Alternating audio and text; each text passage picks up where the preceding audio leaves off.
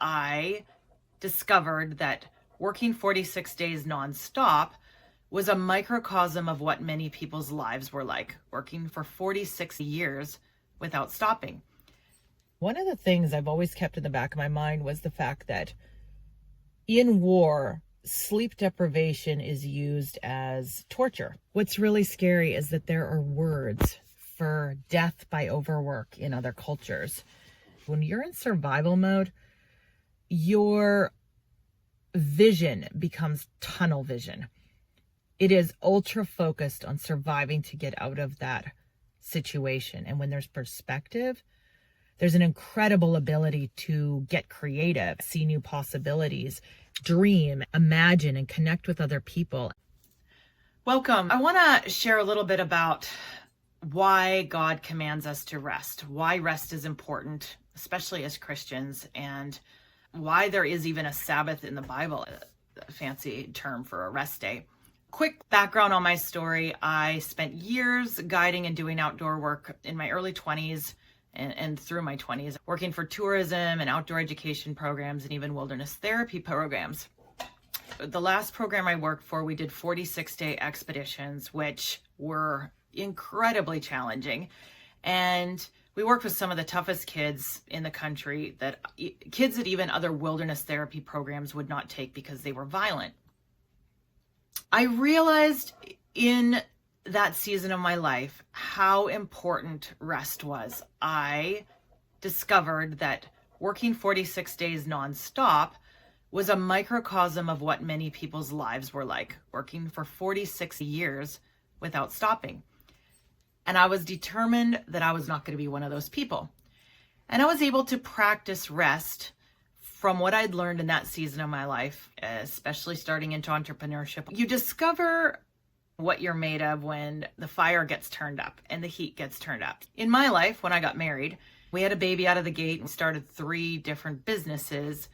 The heat got turned up in my life, and honestly, I didn't handle it as well as I thought I would. The fact was, with those 3 businesses out of the gate, getting pregnant and being married, figuring out communication and whole other facets of living, we were not diligent to take as many days off as we should have. And as things grew, the responsibilities grew, and we were a little better about taking big chunks of time off when we could. But as far as more of a rhythm of taking a Sabbath weekly, it really wasn't in what we were doing. We'd often work hard in the summers and take a little time off in the winters, or a lot of time as we figured out how to do later in our businesses. But challenge was, after a fire about 6 years ago, in the pressure of rebuilding, we probably carried more of that than we needed to. And we had a second child. Somewhere in there, we had a couple puppies, and you spread that out between 2 kids, a couple puppies, some different businesses. And I can now look back on the first 10 years of our marriage and realize I was pretty sleep deprived. I knew I was struggling with sleep.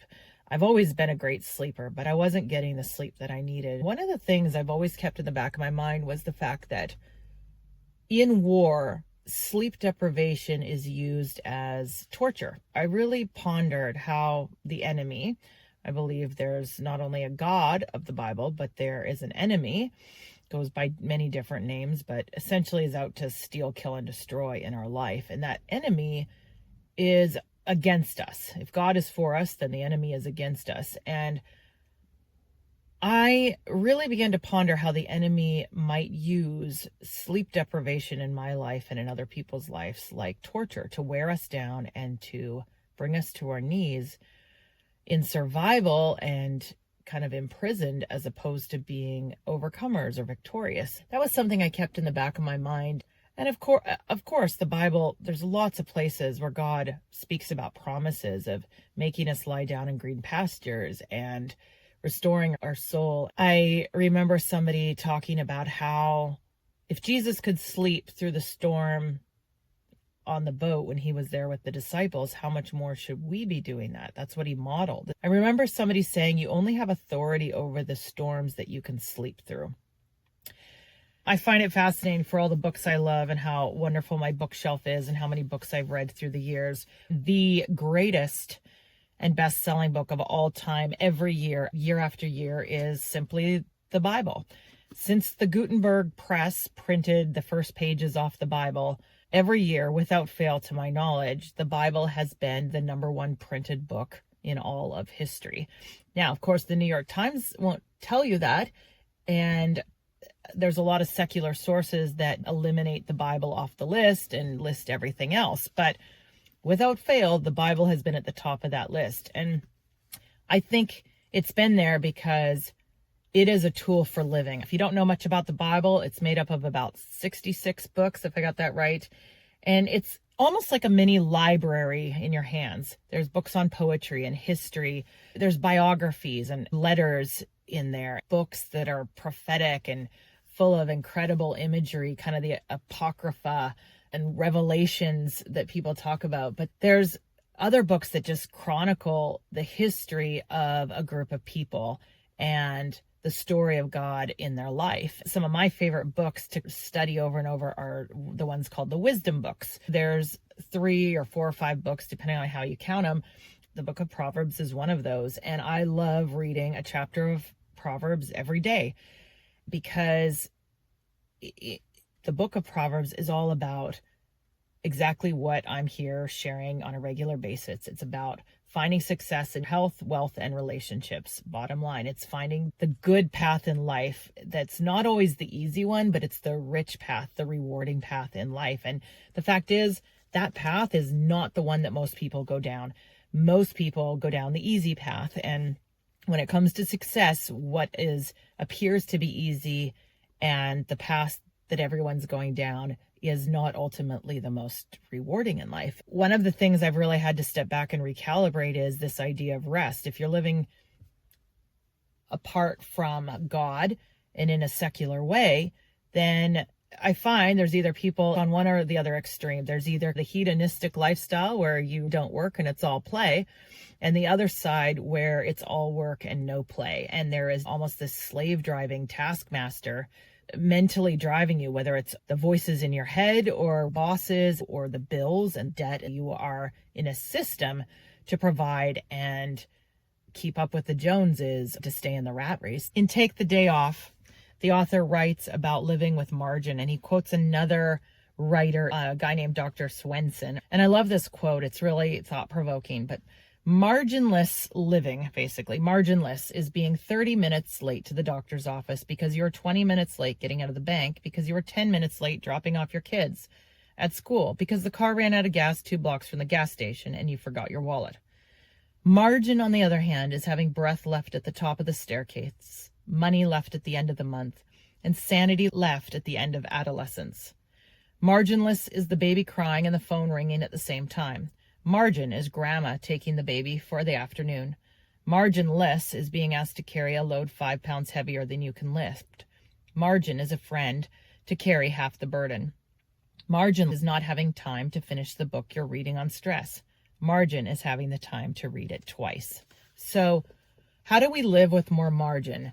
It's another version of rest. Why take a day off?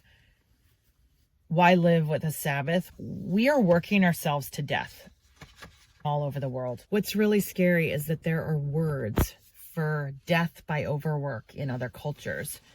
In Chinese, it's gualalsi, and in Korean, it's guarosa. We don't have those words in English, but the fact that there are words in other languages for people working themselves to death is terrifying. This is the culture we're raising our kids in. Technology has this capacity to connect us and unite us, but for many people, it also affords this tether where it's really hard to turn things off. Learning to turn your cell phone off, learning to leave it behind, learning to take a day without technology, learning to take a day in the woods and the wilderness. How much more valuable is that now than it's ever been before? And so I just working through some amazing stuff in building rest into my life, more margin into my life. And I think the bottom line, a friend of mine really drove home this point recently. The reason to do this is because when you're in survival mode, your vision becomes tunnel vision. It is ultra focused on surviving to get out of that situation. And that is an incredible strategy that we're hardwired for, of this ability to focus.